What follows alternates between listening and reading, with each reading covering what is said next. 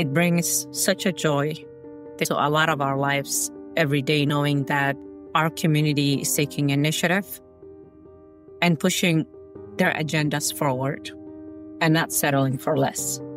This is Hourglass, the podcast for United Way of King County in Seattle. Coming up, a conversation with Regina Elmi of Supporting Partnerships in Education and Beyond, a Renton-based organization that believes all children's success depends on strong partnerships between parents, schools, and community members. United Way of King County proudly spotlights supporting partnerships in education and beyond, and how it spends its time helping communities of color advocate for change. We'll also chat about the West Seattle Food Bank and spread the news about an upcoming Volunteer and Learn event. I'm your host, Joe Burris. Thanks for tuning in. In the African American community, folks sometimes talk about being a Jackie Robinson at work, at school, in organizations, or social settings. They're referring to the former Brooklyn Dodgers baseball player who in 1947 broke Major League Baseball's color barrier by becoming the first black player in the league's modern era. Folks who conjure up the Robinson reference identify with all that can come with being the first or only at something, which sometimes includes hostility, disrespect, or just simply being singled out because you're not like everyone else. As the Seattle area has become more racially, culturally, and ethnically diverse, some of its newcomers can attest to the Jackie Robinson treatment. They include the area's Somali parents, whose children sometimes endure harsh treatment from students and teachers alike in local school systems. In 2014, a group of Somali mothers got together to do something about it. They launched Somali Parents Education Board, or SPEB, an organization that helps parents become advocates for their children's education while immersing students in programs and activities that teach them about their heritage and their culture. A couple of years after SPEB's launch, its founders discovered that parents from other immigrant communities and communities of color shared similar stories about their children's experiences at school. As a result, SPEB broadened its reach and changed its name to Supporting Partnerships in Education and Beyond, keeping its acronym. Today, SPEB serves immigrant communities and communities of color in King, Pierce, and Thurston counties. SPEB works in three focused areas: capacity building, community response, and systems advocacy. We sat down with its co-founder and executive director, Regina Elmi, who said her then kindergarten daughter's own experience in a local school district helped spark the need for such an organization. SPEB started because my oldest daughter, who's almost 17 now, when she was starting kindergarten, we were living in New Castle, which is an affluent, pretty much white neighborhood. Mm-hmm. And day after day, I got little sticky notes that says, your daughter was talking, your daughter was not paying attention, but she was this beautiful, amazing African diaspora with beautiful curls. And she seemed bigger than all the kids because she was taller. And after a while, and I also was, I just had a new baby. Cool. So I went to the classroom and I just sat in the back and I asked the school if I can volunteer. So when I sit in the back of the classroom, pretending like I'm cutting papers and I'm volunteering with a new baby, I noticed that the teacher was only paying attention to my daughter, not to the other kids, because she just showed up. She was one of everything. There was nobody that looked like her. There was nobody that was the same size as her. She was just taller. She had this huge curls and the bias and the discrimination just came a very much of a reality. And that's when I decided that I didn't want to live in a neighborhood where my children are not going to have a reflection of what they look like. So I literally moved like about 6-7 minutes to come move in Renton. And we've been in Renton for a long time. And right now, having a superintendent who's an African-American and Renton School District doing a lot of the work that has been so longing for such a long time. You know, the initiative of focusing on the Renton Innovation Zone, which is Skyway, West Hill, and the Highlines neighborhood, which are schools that historically have been disturbed. So being part of that work and taking part of that initiative has been such a joy of my life. And if today I wasn't here, I'm hoping that that becomes part of my legacy. Through SPEB's Community Response Program, it provides academic support and community-sponsored projects. Its capacity-building program offers a community workshop series and volunteer leadership opportunities. And as part of its systems advocacy work, SPEB is a member of United Parent Leaders Action Network, which convenes parent leaders and groups to share best practices in leadership development and organizing. United Parents Leaders Action Network is a national organization that has about 38 organizations right now, I believe. Okay. And it started with centering parent leaders. And the organizations are focusing on anything from preventing poverty, housing, education, you just name it, anything that's impacting families that are usually marginalized.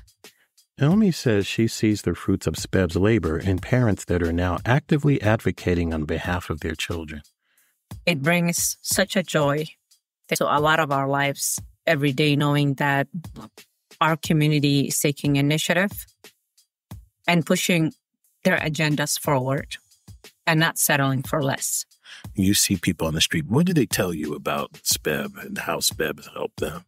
I'll talk about moms. Okay. Because I feel like a lot of times we dismiss women. So I'll center Somali moms. And 10 years ago, there were a lot of moms who did not feel comfortable advocating for their children or to have conversations at school about their children, or even like IEP, Great. special education. And right now, they're the strongest advocates that I know. And I don't want to take credit for it, but I think having community come together and to talk about it and to brainstorm around it has been one of my greatest joy. And to witness that and to see that, I can't put words into it. I am the first educator of my child. You cannot make a decision about my child without me being included. And that goes a long way.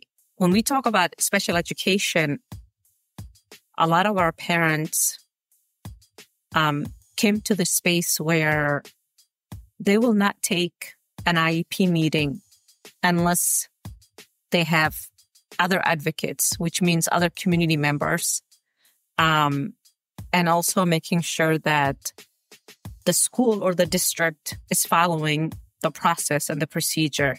Because a lot of times we know that communities that we come from, sometimes there's a meeting and then nothing happens. And that child doesn't get what they're needed in order for them to be successful. Just because child has an IEP, it does not mean that they're less than any other child. They're just They just learn differently. That's all. And you have to love them and give them the same support that you would give to any other child. Elmi said that once SPEB began working with many communities of color in the Seattle area, it came face to face with issues few folks talk about publicly: tensions between foreign-born residents and American-born residents of the same race or ethnicity. For SPEB, which was founded by Somali parents, the tensions involved African-born communities and African-American communities. Elmi said SPEB members have taken it upon themselves to bridge the gaps between the two communities. I'm going to be very transparent and I'm going to be very honest. SPEB hasn't done a really good job in engaging with our African-American community. But after hearing from community members who I have connection to, what we decided to do was to have a conversation with doing restorative justice with our African-American community. And during that conversation, we did have some youth. And one of the things that I am hoping that we do going long term, and it's not something that we're just saying it just to sell or to get grants, it is making sure that our youth that were born here, who identify as African American, and our youth who are the African diaspora or African immigrants, really build that relationship. Because one of the things that I'm learning from schools is that there is a lot of tension. So how do we make sure that we bridge that tension and we let them know that you belong to one another? One means of bridging those gaps might be the work of United Way of King County's Black Community Building Collective, a group of 14 Black-led organizations, which includes those run by African-born immigrants and African Americans. SPEB is a member of the Black Community Building Collective.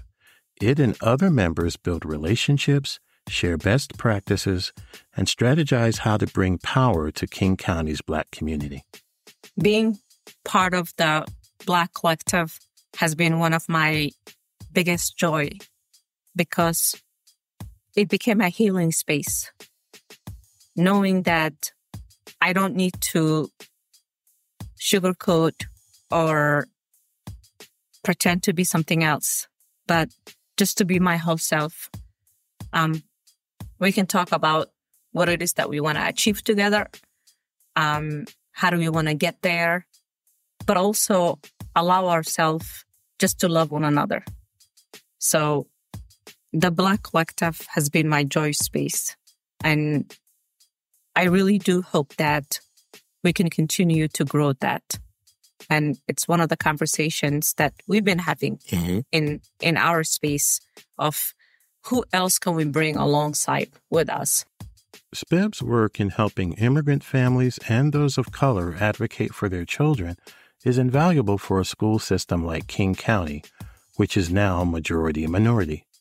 For more information about SPEB, log on to speboard.wordpress.com. United Way of King County partners with local organizations to help combat food insecurity.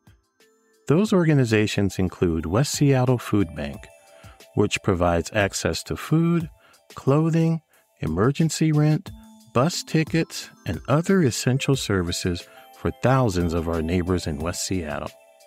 West Seattle Food Bank's programs include the Mobile Food Bank Off-Site Distribution, which now has 4 locations to serve the elderly, disabled, and other individuals who cannot make it to the organization's main site.